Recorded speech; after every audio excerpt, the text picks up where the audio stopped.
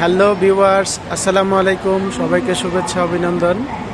এই মুহূর্তে আমি আছি থাইল্যান্ড সুবর্ণভূমি এয়ারপোর্টে। বিকেল 2টায় আমার flight Suvarnabhumi airport to Dhaka. তো গতকালকে অনেক বেশি হার্ড জার্নি করেছি। আমি লাওস থেকে থাইল্যান্ডে ঢুকেছিলাম বাই রোডে। অনেক হার্ড জার্নি করেছি, কিন্তু কোনো হালাল খাবার পাইনি। তো অনেক রাতে একটা 7-Eleven সুপার শপ খোলা পেয়েছিলাম রাস্তার মধ্যে। ওখান থেকে তেমন কোনো খাবার পাইনি। আমি একটা ব্রেড পেয়েছিলাম, তার মানে রুটি পেয়েছিলাম, যেটা আমার জন্য এনাফ না। তারপরে আমি আসলে পানি খেয়ে রাত যাপন করি এবং সকালে ঘুম থেকে উঠে যথাসময় একটু লেট হয়েছে, রেডি হয়ে কোনো খাবারের সুযোগ পাইনি। একটা হচ্ছে খাবারের সুযোগ পাইনি, আরেকটা হচ্ছে যে আমি হালাল খাবার সন্ধান করে পাইনি। তা আমি না খেয়েই কিন্তু এয়ারপোর্টে চলে আসি এবং এয়ারপোর্টে এসে হালাল খাবারের ফুড জোনে গিয়ে হালাল খাবার খোঁজাখুঁজি করি এবং কোনো হালাল খাবার আসলে আমি পাই না। একটা পর্যায়ে আমি 7-Eleven এই শপটা খুঁজে পাই এবং 7-Eleven-এ আমি জানি যে হালাল খাবার পাওয়া যায় এবং পর্যাপ্ত পরিমাণে হালাল খাবার পাওয়া যায়। তো আমি 7-Eleven-এর থেকে কিছু খাবার নিয়েছি হালাল দেখে। তো এর মধ্যে এই খাবারগুলো আপনাদের সাথে শেয়ার করব। এই যে এটা হচ্ছে একটা ড্রিঙ্কস, এই কম্বাইন্ড 4টা ফলের এটা নির্যাস, এখানে কোনো কেমিক্যাল নাই, ন্যাচারালি, এবং এটা হচ্ছে হালাল। আমি দেখে নিয়েছি, জানি না ভিতরে কি আছে, এটা সঠিক কিনা।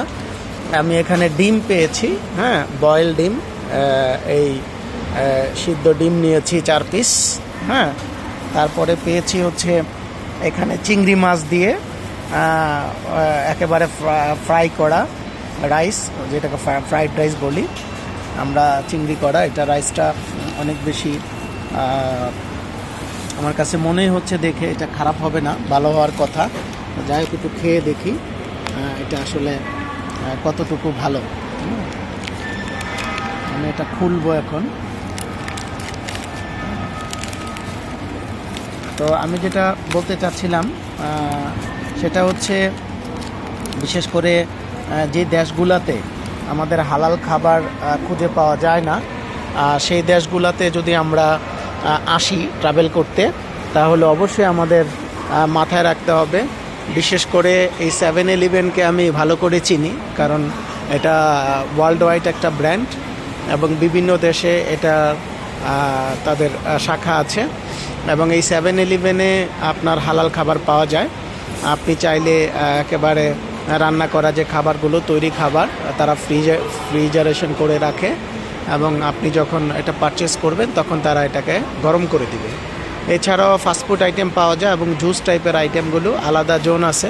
আপনি তাদের কাছে যদি বলেন যে আমি হালাল খাবার চাই, তারা কিন্তু আপনাকে ওই খাবারগুলো সন্ধান দিবে। তা আমি বেসিক্যালি প্রথমে আমি ভিয়েতনাম এবং পরে কম্বোডিয়া, তারপরে লাওস, হ্যাঁ, এবং থাইল্যান্ড, এই 4টা দেশ আমি ভিজিট করেছি অ্যাট এ টাইম। এবং এই 4টা দেশেই কিন্তু খাবারের খুব হালাল খাবারের খুব রেয়ার এবং হালাল খাবার পাওয়া যায় না বললেই চলে। থাইল্যান্ডে যদিও কিছুটা আছে, কিন্তু ভিয়েতনাম, কম্বোডিয়া এবং লাওস একেবারেই নাই। তো আমি খাবারের খুব কষ্ট করেছি। অন্য অনেক কিছু ছিল যেটা ম্যানেজ করার মতো, মেনে নিতে পেরেছি। যেটা খাবারের জায়গাটা আসলে একেবারেই খুঁজে পাই নাই, এবং হালাল খাবার না পেলে তো আসলে খাবারের যে রুচিটা ওটা আসে না। তো আমি আসলে অনেক কষ্ট করেছি খাবারের জন্য। তো আপনারা যারা আসবেন পরবর্তীতে এই জিনিসটা মাথায় রাখবেন। প্রয়োজনে দেশ থেকে আসার সময় খেজুর, কিছু কাজু বাদাম, হ্যাঁ, কাঠবাদাম, এই টাইপের কিছু শুকনা খাবার আপনারা কিন্তু নিয়ে আসতে পারেন এবং আপনাদের জন্য খুব হেল্পফুল হবে শুকনা কিছু খাবার নিয়ে আসলে, যেটা আপনাকে অনেক বেশি সাপোর্ট করবে। তা আমি পরবর্তীতে এই 7-Eleven-এর সহযোগিতায় কিন্তু কিছু জুস, কিছু খাবার আসলে পেয়েছি, যেখানে 7-Eleven পেয়েছি। মোটামুটি অনেকটা খাবার হয়েছে। তা আমি এই মুহূর্তে অনেক বেশি ক্ষুধার্ত।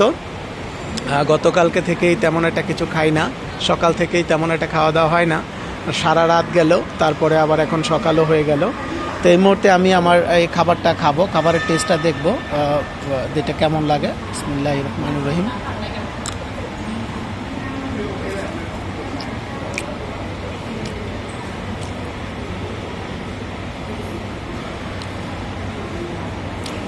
খাবারটা খুবই টেস্টি এবং যে পরিমাণ জালের কম্বিনেশন আছে এটা আমাদের বাংলাদেশের খাবারের মতোই আমার কাছে মনে হয়েছে। এবং আমি একটু জাল বেশি খাই, সে কারণে আমার কাছে অনেক বেশি ভালো লেগেছে। তো যাই হোক, যারা বিশেষ করে এই ধরনের দেশগুলোতে আসবেন যেগুলা মুসলিম সংখ্যা কম, যেটাকে আমরা বলি ন মুসলিম দেশগুলা ভিজিট করবেন, তারা অবশ্যই খাবারের বিষয়টা মাথায় রাখবেন। তার মধ্যে সহজ উপায় হলো অবশ্যই শুকনো কিছু খাবার নিয়ে আসবেন সাথে।